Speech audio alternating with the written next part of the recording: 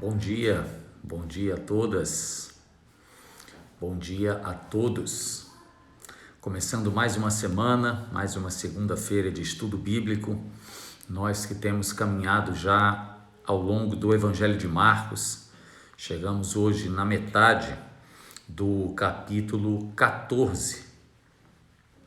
Falta pouco para a gente terminar Marcos, inclusive agora começam as narrativas de Jesus em Jerusalém, começa com a ceia do Senhor, que é sobre o que vamos ler hoje, e daqui segue até o Monte Calvário e depois ressurreição.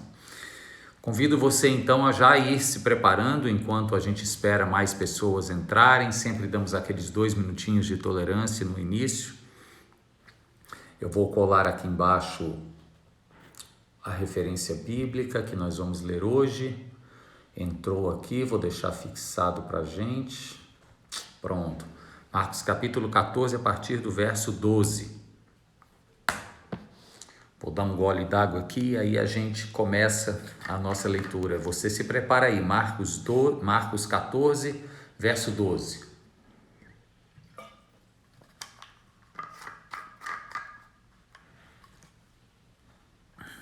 Bom dia para todo mundo que está dando bom dia aí. Muito bom ter vocês, amigos e amigas, irmãos em Cristo. Vamos lá? Marcos 14, a partir do verso 12, diz assim: No primeiro dia da festa dos pães sem fermento, ou dos pães ázimos, quando se costumava sacrificar o cordeiro pascal, os discípulos de Jesus lhe perguntaram: Aonde queres que vamos e te preparemos a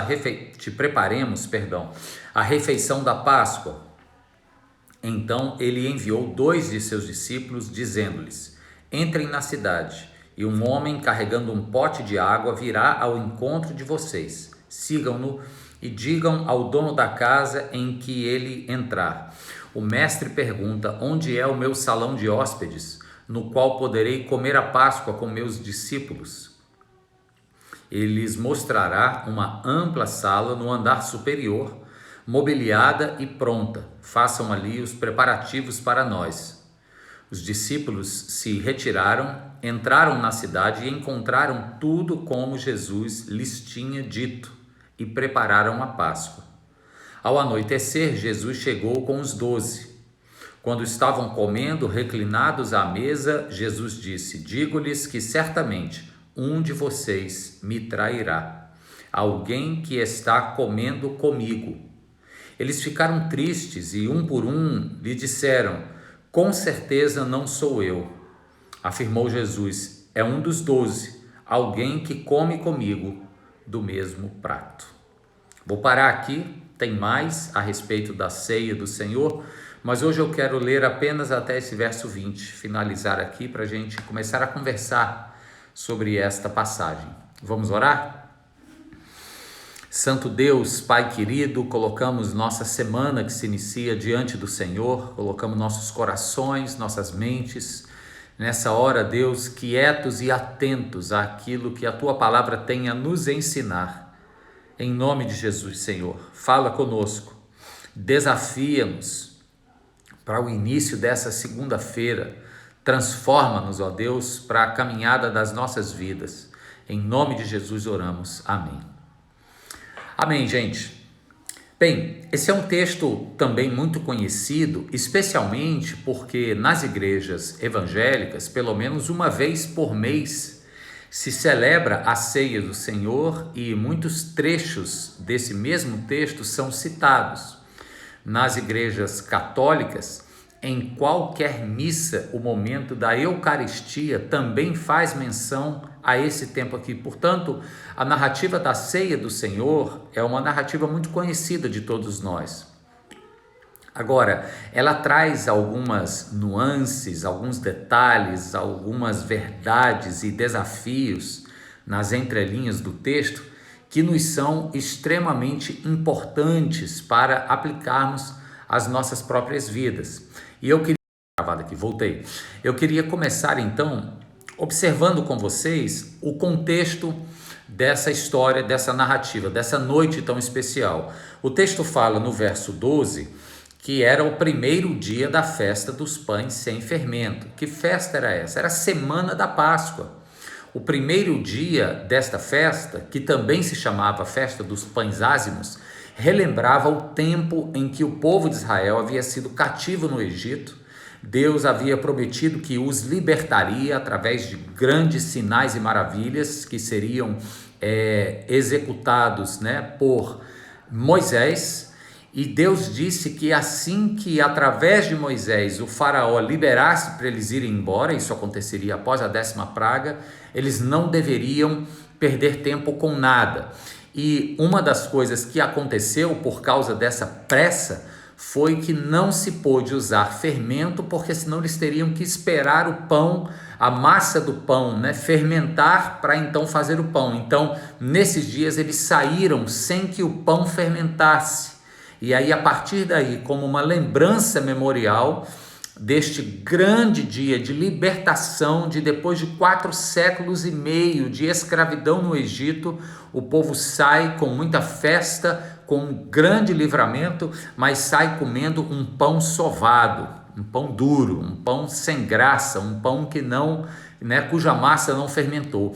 E acabou que ficou essa lembrança de que no primeiro dia da Páscoa se comeria esse pão sem fermento, para a gente recordar de como foi vexado, como a gente diz aqui no Ceará, como foi ligeira essa passagem do contexto de escravidão para a porta da rua rumo à liberdade, a saída do Egito. Então, é uma festa bastante festiva e cheia de gratidão a Deus, cheia de simbolismos. Eles comem esses pães sem fermento, eles comem ervas amargas. Quando eu digo eles, os judeus, até hoje se celebra a Páscoa cheia de comidas simbólicas, ervas amargas para lembrar do amargor do tempo de escravidão. Comem a carne de um cordeiro, hoje em dia não mais tanto, mas foi muito comum na época, porque era referência ao cordeiro pascal, que aqui o verso 12 também fala, um cordeiro que era morto, representando o que Jesus Cristo viria fazer na sua obra sacrificial na cruz do Calvário, ele que foi chamado por João Batista de Cordeiro de Deus. Então tudo isso é muito simbólico e imprime não só um clima solene, bastante respeitoso, sagrado, ao redor desta mesa da ceia do Senhor, da ceia de memória da Páscoa. Não só imprime esse tom solene, como também agrega uma lembrança feliz, uma grande alegria. E aí, Jesus fala que eles vão à cidade, Jesus não tem nem onde reclinar a cabeça, quanto mais um salão privado para fazer a ceia, mas Jesus sabe de todas as coisas, porque ele é Deus e Deus já havia tocado no coração de um homem para ceder o andar superior de sua residência, onde havia um salão grande. Na viagem que a gente vai até Jerusalém, a gente visita esse possível salão e a gente faz um momento de culto ali dentro. É uma experiência muito ímpar, muito bonita.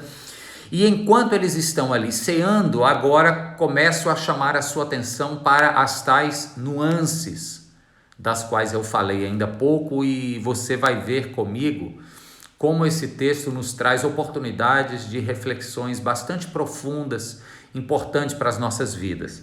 Primeiro é quando ele diz aqui no verso 17 que ao anoitecer, Jesus chegou com os 12. Isso é emblemático, gente. A luz do dia, que denota clareza, ela se opõe à escuridão da noite. Basta você lembrar que em muitos relatos dos evangelhos, foi de noite em que algumas coisas extraordinárias, às vezes temerosas, aconteceram. Por exemplo, foi numa madrugada em que os discípulos se apavoraram de medo quando Jesus veio andando por cima das águas.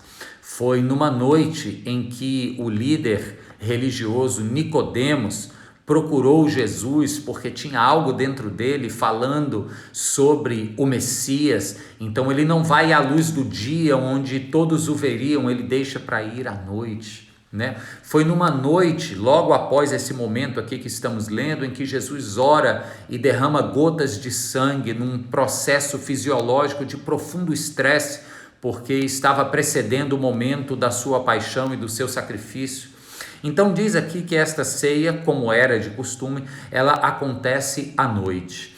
Então, ao mesmo tempo que o clima precisa ser solene e festivo, ele também o é às escuras, à luz de vela. E aí, quando estavam comendo, reclinados à mesa, Jesus vem e solta a bomba. Diz: digo-lhes que certamente um de vocês me trairá, alguém que está comendo comigo. E o verso 19 então arremata dizendo: eles ficaram tristes. Esse momento, gente, ele é extremamente significativo, especialmente porque era um momento tido para se celebrar uma festa e por causa de uma palavra de Jesus, a festa virou tristeza. A alegria se converteu em desconfiança amargurada, porque eles olhavam um para o outro e diziam: com certeza não sou eu. Se não sou eu, é possível que seja você. Imagine só o clima, né? Sabe aquele estragador de festa, né? O estraga prazeres, como a gente chama. Nos Estados Unidos tem um termo mais feio que chama party pooper, né? Aquele que faz caca na festa, para não dizer outra palavra. Mas é como se Jesus estivesse sendo esse estraga prazeres aqui, numa noite em que se lembrava, através de comidas simbólicas, um feito tão extraordinário e que, portanto, deveria trazer tanta alegria. Jesus, nesta penumbra da escuridão noturna, joga uma pá de areia naquela festa e diz: acabou o clima festivo aqui, porque eu quero dizer para vocês que um de vocês será um traidor. E os discípulos começaram a entrar em parafuso, em acusações mútuas, em cada um tentando livrar a própria pele. Está aqui no final do verso 19, eles diziam repetida e insistentemente, eles diziam: com certeza não sou eu. O Evangelho de João ainda acrescenta nessa mesma cena que alguns chegaram para João, o discípulo que se acreditava ter mais intimidade com o mestre, e pediram: pergunta para ele quem é o traidor. Quer dizer, o clima de desconfiança, né? A festa acabou ali, o clima festivo acabou. E por que isso é importante para a gente, pessoal? Porque eu quero lhes lembrar de um texto que está lá em Eclesiastes, no capítulo 7, que fala sobre a casa do luto, mas transmite um princípio parecido com o que a gente está vendo aqui. Lá diz assim, ó: é melhor estar na casa onde há luto do que na casa onde há festa. Porque na casa do luto, todos refletem a respeito de seu próprio fim. E, por consequência, na casa da festa, ninguém reflete de maneira importante sobre nada. A gente só curte. Então, olha que importante isso. Jesus pegou uma cena festiva e transformou em uma cena de profunda reflexão introspectiva, onde cada um pôde avaliar suas próprias motivações. Primeiramente, numa reação quase que de defesa pessoal, porque o ser humano naturalmente estabelece muitos mecanismos de defesa em favor de si próprio. Naturalmente, eles já saíram em defesa própria dizendo: com certeza não sou eu. Mas o clima de reflexão começa. Jesus nos mostra então que é bom celebrar, é bom a gente lembrar das coisas boas, é bom a gente curtir as coisas boas, mas nunca nos esqueçamos que a gente precisa também dos tempos que são amargos, dos tempos de dissabores, talvez do momento do luto, talvez do momento da tristeza e da autodesconfiança, para que a gente pare e reflita. Uma mensagem importante para nós nessa segunda-feira que começa é que ninguém vive de festa o tempo todo, a não ser que ele finja muito e negue muito a realidade. E se assim o fizer, pode até ser que saia com um sorriso o tempo inteiro, mas será uma pessoa extremamente superficial e vazia. Jesus foi capaz de, no meio de uma festa, trazer um assunto sério e dissaboroso, para que houvesse uma reflexão honesta entre eles sobre suas motivações, sobre a realidade falha e potencialmente traidora de cada um deles. E esse é um segundo ponto que eu quero entrar aqui agora, porque enquanto eles estavam no mecanismo de autodefesa, querendo dizer, com certeza não sou eu. Outros vão até João e dizendo, vai lá e pergunta para o homem quem vai ser. Enquanto eles estavam nessa, Jesus diz aqui no verso 20, afirmou Jesus, quem vai me trair é um dos 12, alguém que come comigo do mesmo prato. Gente, a gente já conhece os evangelhos e a gente sabe que Jesus está se referindo aqui a Judas Iscariotes. Porém, ponha-se no lugar de um desses 12 discípulos. Ninguém sabia de nada. Pelo contrário, cada um acreditava-se ser mais bem intencionado do que o outro. É claro que Judas já havia acolhido em seu coração este sentimento traíra e tem todo um contexto para isso, não vamos entrar aqui agora, mas se você fosse um dos outros 11, você ia ficar meio no vácuo e ia dizer quem que Jesus está falando, de quem que ele está falando sobre ser o traidor. E aí Jesus olha sem a menor cerimônia e diz assim, é um dos 12.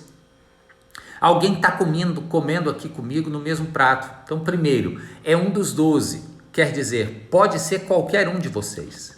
Jesus diz assim, eu não estou enganado, eu não me iludo a respeito de quem vocês são. Não é que vocês são maus, não é que vocês são traidores, falsos, mas vocês são humanos, e seres humanos são falhos. Seres humanos se acreditam inabaláveis, mas na hora que o cerco aperta, se revelam como verdadeiramente são. Foi o que aconteceu com Pedro. Logo depois dessa narrativa aqui, o próximo trecho vai falar que Pedro é um desses que se levanta e diz, nem que precise entregar minha própria vida em teu favor, eu jamais te trairia. Jesus disse, olha Pedro, baixa a bola porque você é ser humano. Antes que o galo cante, você já me terá traído 3 vezes nessa madrugada. Então fica tranquilo aí, porque Jesus não se ilude a respeito de quem nós somos. Ele não faz como nós fazemos, que às vezes criamos expectativas irreais a respeito das pessoas e por isso nos decepcionamos tanto com elas. Jesus diz assim, é um dos 12. Poderia ser qualquer um de vocês. É como se Jesus estivesse dizendo, eu já sei quem é, ele tem nome, eu estou vendo ele aqui nessa mesa, mas antes dele se mostrar o traidor, eu queria que vocês soubessem que cada um de vocês pode ser o traidor.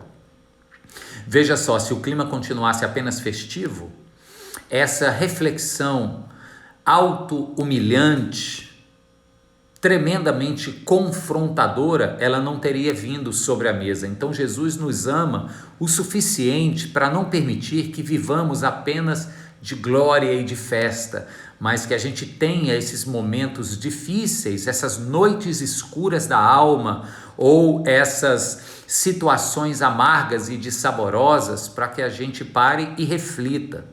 E então ele continua dizendo, eu conheço vocês, conheço a realidade humana e falha de cada um de vocês e os amo da mesma forma. É o que ele continua dizendo aqui, porque ele fala, é alguém que come comigo do mesmo prato.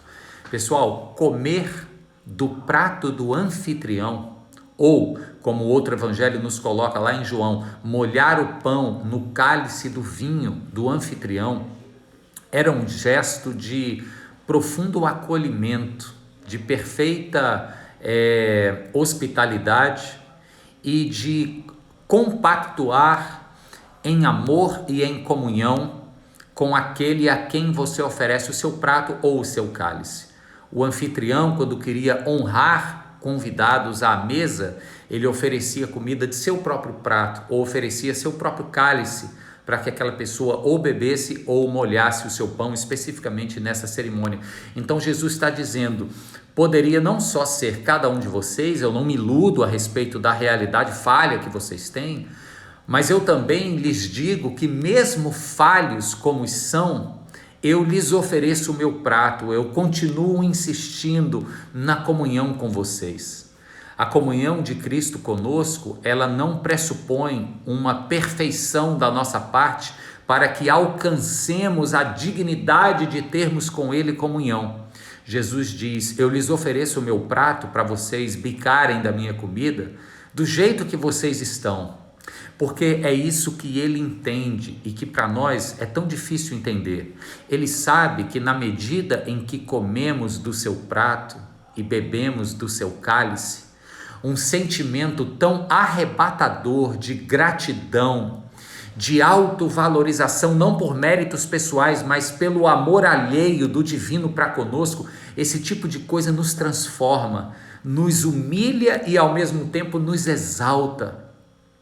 O gesto de Jesus olhar nos olhos de cada um e afirmar: alguém vai me trair, poderia ser qualquer um de vocês, mas mesmo assim eu lhes ofereço o meu prato de anfitrião para vocês comerem, é algo que nos lava a alma, dizendo: Senhor, quem sou eu para que o teu amor se estenda desta maneira na minha direção? E esta gratidão, queridos, como disse, nos enche deste sentimento de querer mudar, de querer se autoavaliar, se analisar, identificar pontos que não estão em comum acordo com a vontade do nosso Deus e tentar sobre esses pontos promover uma mudança intencional. Esse é o amor que excede o nosso entendimento e que nos leva numa direção de sermos pessoas melhores a cada dia. Então, por favor, entenda isso.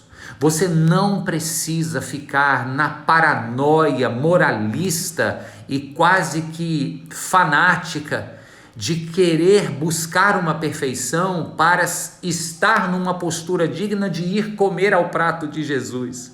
É invertido.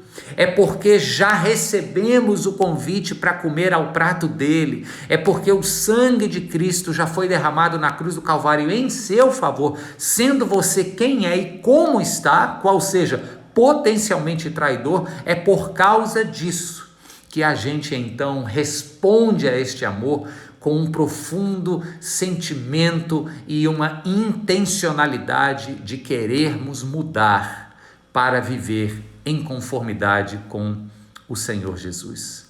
Percebe? É isso que me motiva a cada dia. Não é uma busca de um padrão para ser aceito, mas é uma aceitação já a mim direcionada que me move a mudança e a busca todos os dias. Essa é a palavra para nós hoje. Essa é o nosso encorajamento para a nossa segunda-feira.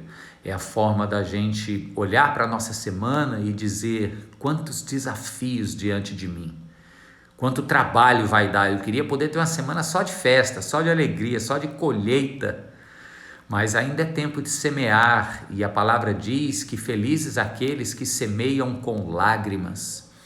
E no meio das lágrimas, nas noites escuras da alma, é quando fazemos as reflexões mais necessárias, mais transformadoras, e a partir dessas reflexões, dando de cara com quem somos, derrubando esse castelo de areia das expectativas que acumulamos a respeito de nós mesmos, sempre as mais iludidas possíveis, a gente derruba esse castelo de areia, a gente se percebe indigno, aí a gente se dá conta do quão amados somos, mesmo na nossa indignidade.